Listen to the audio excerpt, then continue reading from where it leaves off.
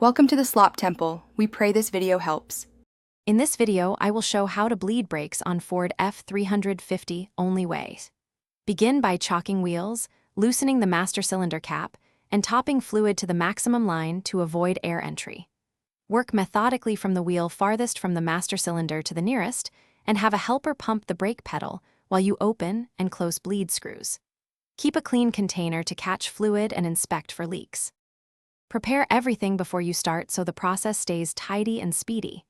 Use a clear hose to see air bubbles leaving, and label each wheel if you think you might forget order.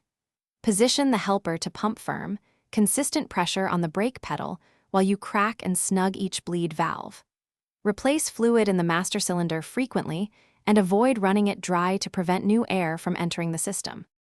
If you're finding this helpful, please subscribe and like. It really helps the channel. Quick recommendation: upgrade your clean game with the Shark AI Ultra Robot Vacuum.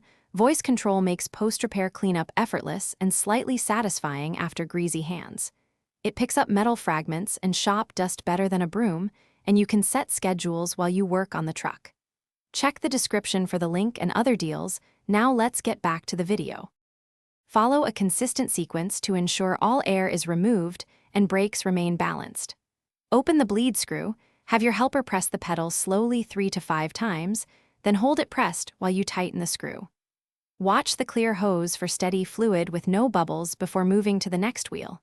Repeat until the pedal feels firm at the top, and test gently at low speed to confirm proper braking response. Thanks for watching. Consider subscribing if we helped you.